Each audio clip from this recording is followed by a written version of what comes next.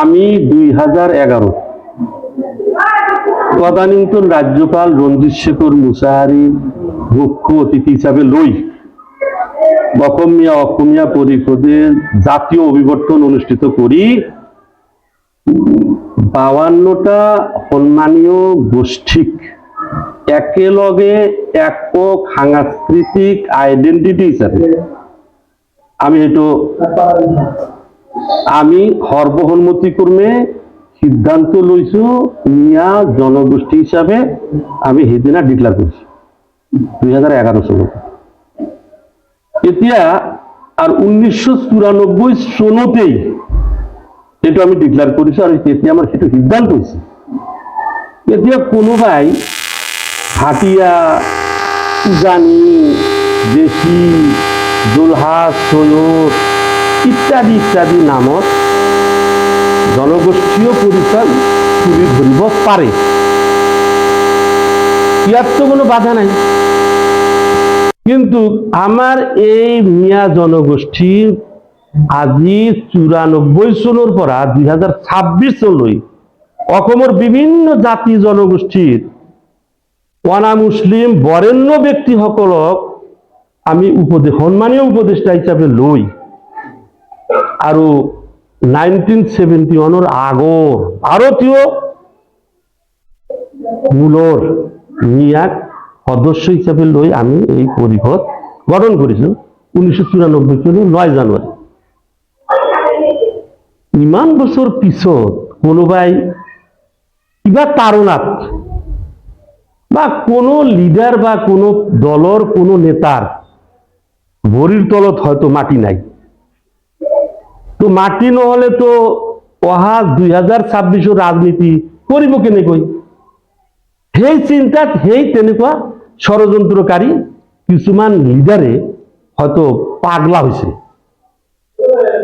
পাগলা হৈ ইয়াৰ পৰা মিয়া নামৰ পৰা দূৰত লৈ গৈ ৰাজনীতি কৰিব বিচাৰি আছে আৰু সেই ৰাজনৈতিক দলৰ সেই লিডাৰ বিলাকৰ অন্ধ ভক্ত কিছুমানে হয়তো ভাটিয়া জনগোষ্ঠী হিচাপে মাত মাতি আছে, চেষ্টা কৰি আছে, কৰিবই পাৰে।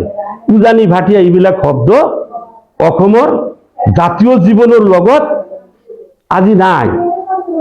অসমৰ জাতীয় জীৱনৰ লগত থাকিবলৈ হলে মিয়া পৰিষদ অলৰেডি প্ৰতিষ্ঠিত, অকল অসমতেই নহয় ৰাষ্ট্ৰীয় পৰ্যায়তো প্ৰতিষ্ঠিত হৈছে।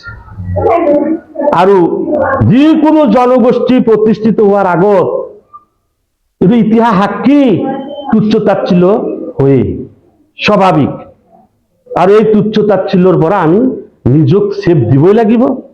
আৰু ইয়াৰ শিপা 70 গজ তল লৈ গৈছে। এতিয়াতো মানে দৃঢ় বট গছৰ নিচিনাকৈ থিয় হৈছে অসমীয়া পৰিষদ আৰু মিয়া জনগোষ্ঠী। কিয়নো বিপ্লৱ কুমাৰ শৰ্মা ন্যায়াধীশ তেখেতৰ অধ্যক্ষতাত 2019 চনৰ 12 নৱেম্বৰ 11 নৱেম্বৰ কোকৰাঝাৰ সার্কিট হাউসত আমি হিয়ারিংত দিছিলো।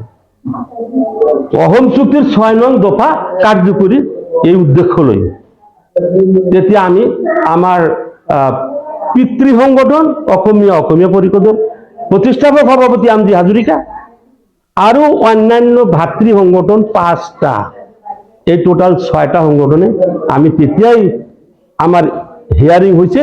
আৰু সেই হিয়ারিং মতে আজি সেই 2019 বিপ্লৱ কুমাৰ শৰ্মাৰ অধ্যক্ষতাত যিটো মানে কমিটি গঠন হৈছিল সেই কমিটিৰ প্ৰতিবেদন সাবমিট হৈছে আৰু তাতে স্পষ্ট লিখা আছে আমাৰ এই 6টা পৰিষদৰ 6টা সমিতিৰ কথা তাত উল্লেখ আছে। গতিকে তাৰ উপৰঞ্চি ইয়াতে তেতিয়াই 1951 চনৰ পূৰ্বৰ মানুহখিনি খিলন দিয়া যে তাত উল্লেখ আছে 3টা প্ৰভিজন তাতে দেখিছো মই। আৰু তেতিয়াই আমাৰ ডক্টৰ হিমন্ত বিশ্ব শৰ্মা বা সৰ্বানন্দ সোণোৱালে থাকক তেতিয়াই এইটো ক'ব লাগিছিল যে 1951 আগৰ যিখিনি মিয়া মুছলিম নেতা আছে তেওঁলোক খিলঞ্জীয়া হয়। কিন্তু আজি মুখ্যমন্ত্রী সেইটো উল্লেখ কৰিছে। মুখ্যমন্ত্ৰীয়ে কিয় উল্লেখ কৰিছে? অসমৰ মিয়া, অসমৰ জাতীয় জীৱনৰ লগত থকা সকলো ৰাইজে এইটো বুজিবলৈ বাকী নাই। তথাপিতো মুখ্যমন্ত্ৰীয়ে এইটো উচ্চাৰণ কৰিছে, এনেকুৱা ভাষ্য ৰাখিছে কি যে মই মুখ্যমন্ত্ৰীয়ে কি কৈছে, 1951 চনৰ পূৰ্বৰ যিসকল মিয়া মুছলমান আছে তেওঁলোক খিলঞ্জীয়া। মই বিধাতাৰ ওচৰত, নেদেখাজনৰ ওচৰত প্ৰাৰ্থনা কৰিছো, হিমন্ত বিশ্ব শৰ্মা ডাঙৰীয়াক নেদেখাজনে সুমতি দান কৰক। আৰু হিমন্ত এইটোও কওক, চৰ চাপৰিৰ যিমান 1951 চনৰ আগৰ মিয়া মুছলমান ইয়াত আছে, তেওঁলোক যিহেতু খিলঞ্জীয়া, তেওঁলোকৰ ভূমি পাট্টা যদিও কংগ্ৰেছে দিয়া নাই, আমি দি দিম। কৈ থাকক, কৰি থাকক। তেনেহলে যদি এনেকুৱা হৈ যায়, হোৱাটো মই কামনা কৰিছো আৰু নেদেখা জনৰ ওচৰত প্ৰাৰ্থনা কৰিছো যাতে আমাৰ মুখ্যমন্ত্ৰী হিমন্ত বিশ্ব শৰ্মা ডাঙৰীয়াই এনেকুৱা ষ্টেপ লয়। আহ্বান জনাইছো, নেদেখা জনৰ ওচৰত প্ৰাৰ্থনা কৰিছো, সুমতি দান কৰক। মাটিৰ পাট্টা, এওঁলোকৰ ওপৰত যিমান অত্যাচাৰ, এওঁলোকৰ ওপৰত লৈ যিটো মানে আপোনাৰ ঘৃণাসূচক মন্তব্য, বক্তব্য, ভাষ্য মুখ্যমন্ত্ৰীৰ পৰা আৰম্ভ কৰি মুখ্যমন্ত্ৰীৰ ভক্তসকলেও যিবিলাক কৰি আছে, সেইবিলাক কৰা বন্ধ কৰক। তাৰ কাৰণে মই প্ৰাৰ্থনা কৰিছো। আৰু চৰ চাপৰিত, ব্ৰহ্মপুত্ৰ ভেলীত যিমান মিয়া মুছলমান 1951 আগৰ হয়, অতি সোনকালে পাট্টা দিয়ক। মুখ্যমন্ত্ৰীক এইটো মই আহ্বান জনাইছো। তেতিয়া মুখ্যমন্ত্ৰী যি পদ্ধতিৰে, যি প্ৰচেষ্টাৰে সংঘাত সৃষ্টি কৰি ৰাজনীতি কৰিব বিচাৰিছে, তেখেতৰ প্ৰয়োজন নাই। মুখ্যমন্ত্ৰীৰ লগত থকা নথকা সেইটো আমাৰ সংগঠনৰ কথা। আৰু 2008 চনত হ'ব লাগে, যেতিয়া মুখ্যমন্ত্ৰী তৰুণ গগৈ আছিল, তেতিয়া আমাৰ প্ৰথম ডিমাণ্ড আছিল নন টেৰিটৰিয়েল কমিউনিটি টেৰিটৰি স্যাটেলাইট মিয়া উন্নয়ন সাহিত্য পৰিষদৰ বা শাসনৰ কথা আমি দাবী লৈ গৈছিলো। লগত চৰ চাপৰি মানুহৰ ভূমিৰ পাট্টাৰ দাবী আৰু ব্ৰহ্মপুত্ৰৰ নৈৰ খনন কাৰ্য কৰি দুয়োপাৰে RCC মাতাউৰি কৰি এই অভিশপ্ত ব্ৰহ্মপুত্ৰ নৈখনক আশীৰ্বাদত ৰূপান্তৰ কৰিব লাগে। যেনেকুৱা চাইনাৰ এটা নৈ আছিল, যিটো অভিশাপ আছিল চাইনাৰ মানুহৰ কাৰণে, সেইটো কিন্তু আশীৰ্বাদত পৰিণত হৈছে। তেতিয়া এই কংগ্ৰেছৰ কিছুমান কি ভাষাৰে কম, আৰু মই ভাষাই বিচাৰি পোৱা নাই, এতিয়াতো বেয়া শব্দ ক'ব লাগে। তেওঁলোকৰ কাৰণে আমাৰ এই দাবী পূৰণ হোৱা নাই। আৰু সেই দাবী যদি এতিয়া আগবাঢ়ি আছে, আৰু এতিয়া আপুনি যদি নাম ক'ব কয়, তেনেহ'লে মই ধামাধুম কৈ দিব পাৰো।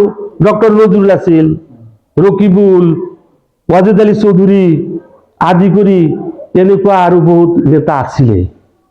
কিছুমানে কৈছে মামাৰ দেশত থাকো, এই দাবী লৈ মুখ্যমন্ত্ৰী তৰুণ গগৈৰ ওচৰত যাব নোৱাৰো। কোনোবাই কৈছে আমি মিয়া পৰিষদ দেখিবই নোৱাৰো। কিন্তু জনগোষ্ঠীয় আইডেন্টিটি হিচাপে প্ৰতিষ্ঠিত নহলে, যেহেতু জনগোষ্ঠীয় এটা ট্ৰেন্ড চলিছে আৰু সকলোৱে নিজৰ নিজৰ জনগোষ্ঠী প্ৰতিষ্ঠা কৰি নিজৰ নিজৰ অধিকাৰ, সাংবিধানিক অধিকাৰ সাব্যস্ত কৰি আছে। গতিকে আমাৰ জনগোষ্ঠী বেলেগে প্ৰতিষ্ঠা কৰি নিদিব, এইটো আমাকেই প্ৰতিষ্ঠা কৰিব লাগিব। আমি আমাৰ পক্ষত থিয় হ'ব লাগে। থিয় হৈ একক অসমীয়া জাতি গঠন প্ৰক্ৰিয়াত মিয়াও প্ৰতিষ্ঠিত হ'ব লাগিব। মিয়া যদি জনগোষ্ঠী হিচাপে প্ৰতিষ্ঠা হয়, তেনেহলে সাংবিধানিক অধিকাৰ আমি আদায় কৰিব পাৰিম। তেওঁলোকে কৈ আছে যে আসলে কি পৰিপক্ক চাওক, মিয়া হ'বনে নে ভাটিয়া হ'ব? ভাটিয়া কেনেকৈ হয়? এইটো ৰাজনৈতিক নাম। ভাটিয়া শব্দটো ৰাজনৈতিক নাম। সেই স্বাধীনতার আগর পরা এই ভাটিয়া ভাটিয়া পূর্ববঙ্গমূলীয় ময়মন সিংহিয়া এতে সেইবিলাক শব্দ থাকে নেকি? সভ্য সংস্কৃতিবান সমাজত সেইবিলাক শব্দ অকেজ হৈ গৈছে, এইটো আৰু ব্যৱহাৰৰ উপযুক্ত নহয়। এতিয়া তেনেহলে আমি নিয়ম মতে আমাক ময়মন সিংহিয়া পূৰ্ববঙ্গমূলীয় ইত্যাদি নাম কিমান অভিধাৰে আমাক মাতি আছে, ন অসমীয়া চৰুৱা পমুৱা ইত্যাদি ইত্যাদি। এতিয়াতো আমাৰ ডক্টৰ ধ্ৰুৱজ্যোতি বৰা অসম সাহিত্যৰ প্ৰাক্তনৰ, তেখেতেতো ভাল ষ্টেটমেণ্ট দি পেলালে। বৰ্তমান সাহিত্য সভাৰ উপসভাপতি তেখেতেও কৈছে, বিভিন্ন মহলৰ পৰা কৈছে, মিয়া অসমীয়া জাতিৰ বন্ধু বুলিও ডক্টৰ হীৰেণ গোহাঁই কৈছে। এই মিয়া প্ৰতিষ্ঠিত হৈ গৈছে। এতিয়া আৰু ভাটিয়া নাম লৈ জনগোষ্ঠীৰ কথা কোৱা মানেই ইয়াত ষড়যন্ত্ৰ আছে, ইয়াত প্ৰতাৰণা আছে, ইয়াত পিছফালে দালাল কিছুমান ৰাজনৈতিক লিডাৰ আছে। কাৰণ তেওঁলোকৰ ভৰিৰ তলত মাটি নাই। এই 2026-ৰ ৰাজনীতিৰ বৈতৰণি পাৰ কৰিবলৈ জিকিবৰ কাৰণে এইবিলাক হয়তো জনগোষ্ঠীয় পৰিচয়ৰ কথা কৈ আছে।